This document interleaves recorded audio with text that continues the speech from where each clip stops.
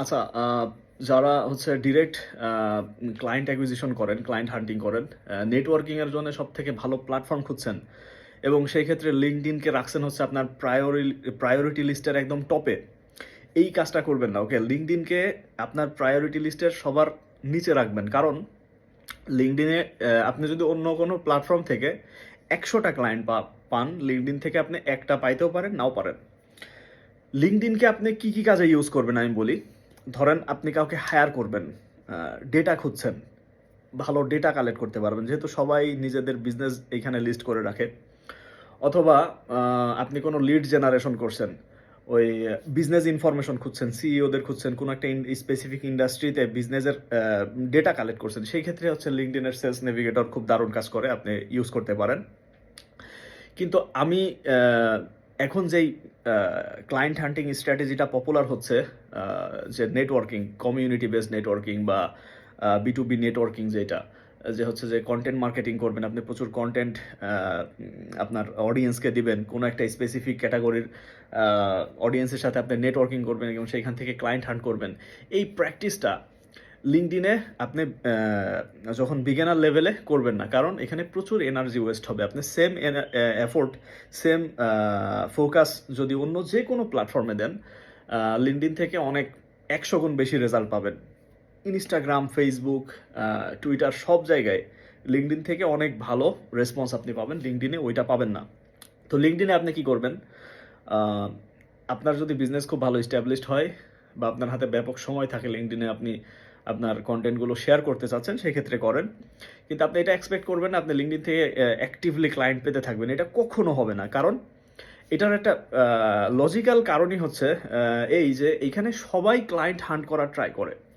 তো যেই জায়গায় সবাই একটা কাজই করার ট্রাই করে, সেই জায়গায় তো ওই কাজটাতে কম্পিটিশন হবে। তো সেই ক্ষেত্রে লিঙ্কডইন থেকে যে হায়ার হয় না তা না। যারা রিক্রুটার তারা তো লিঙ্কডইন থেকে প্রচুর হায়ার করে, তাই না? হায়ার কাদেরকে করে? কাউকে না কাউকে করে। কিন্তু যে পরিমাণ মানুষ এখানে জব পাওয়ার ট্রাই করে, সেইটাকে যদি আপনি কি পরিমাণ হায়ার হয় সেটার সাথে কম্পেয়ার করেন, সেটা মানে যে খুবই মানে 0.001%ও মনে হয় হবে না। তো সেই ক্ষেত্রে আপনি যদি ওইখানে নেটওয়ার্কিং করেন, ওই রিক্রুটারদের চোখে আপনার পড়ার চান্স খুব কম, আপনি হায়ার হবেনই না, পাবেনই না, খুব কম, একটা দুইটা এরকম। কোনো ইন্টারন্যাশনাল কমিউনিটিতেও যখন আপনি লিঙ্কডইন নিয়ে এই ধরনের কথা বলবেন, তখন কিছু মানুষ এসে বলবে, না না তুমি পারো না, তোমার হয়তো হয় না, আমি জানি ভালো। কিন্তু খেয়াল করে দেখবেন ওই ব্যক্তি হয় লিঙ্কডইন রিলেটেড কোনো কোর্স বিক্রি করে, অথবা লিঙ্কডইন রিলেটেড কোনো প্রোডাক্ট বা কোনো সার্ভিস সে সেল করার ট্রাই করছে। তো এই জন্য আমি বলি লিঙ্কডইনে সব থেকে বেশি সাকসেস তারা, যারা হচ্ছে লিঙ্কডইন রিলেটেড কিছু সেল করে। ওকে? আর আমাদের লোকাল কমিউনিটিতে যদি কেউ খুব বেশি লিঙ্কডইন নিয়ে কথা বলে, তখন বলবেন যে ভাই তোমার ১ বছরের লিঙ্কডইন থেকে আর্নিং স্টেটমেন্ট দেখাও। ওকে? ১ বছরের আর্নিং স্টেটমেন্ট দেখাইতে বলবেন, তখন সে আপনাকে বুঝাই বলবে। খুব এত ভালো বেশি সাকসেস হইলে না, সে হচ্ছে আপনাকে কোর্স বিক্রি করতে আসতো না। ওকে?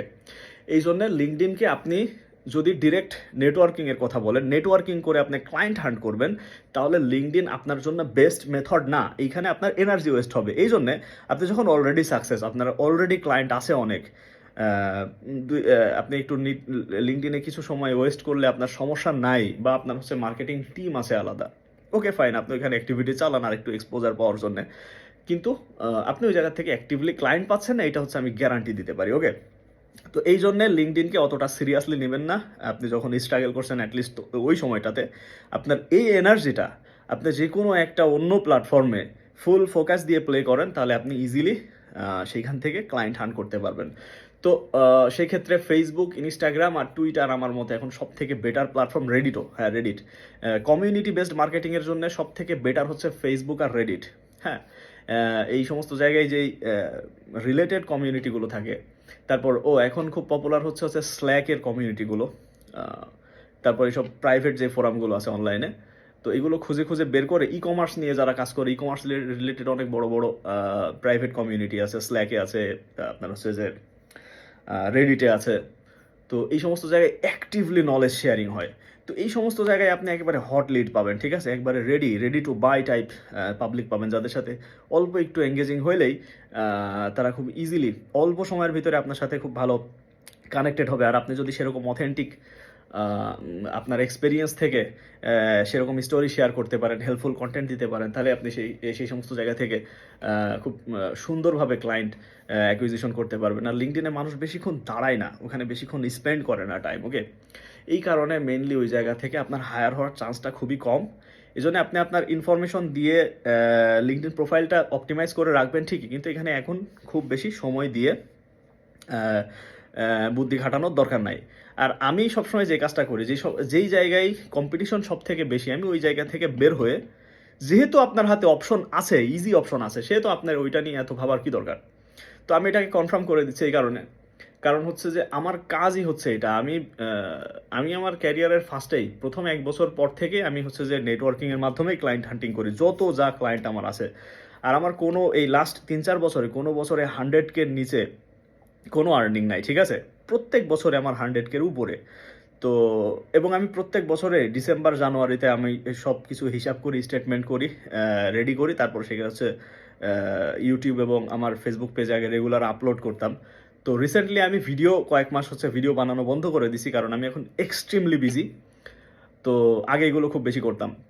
তো যাই হোক, এই জন্যে কেউ খুব বেশি দাবি করলে মোটিভেট হয়ে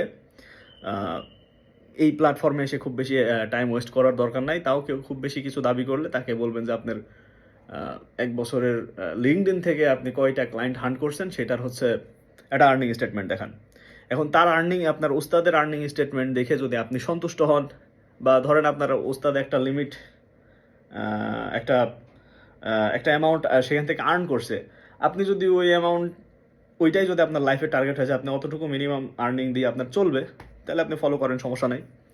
তো সেক্ষেত্রে আমি বলবো যে আপনি সেম এফোর্টটা, সেম এনার্জিটা, সেম ফোকাসটা আপনি অন্য যে কোনো প্ল্যাটফর্মে দিলে লিঙ্কডইনের থেকে 100 গুণ বেশি রেজাল্ট পাবেন। তো সেই ক্ষেত্রে আপনি ওই এনার্জিটা এখানে কেন ওয়েস্ট করবেন?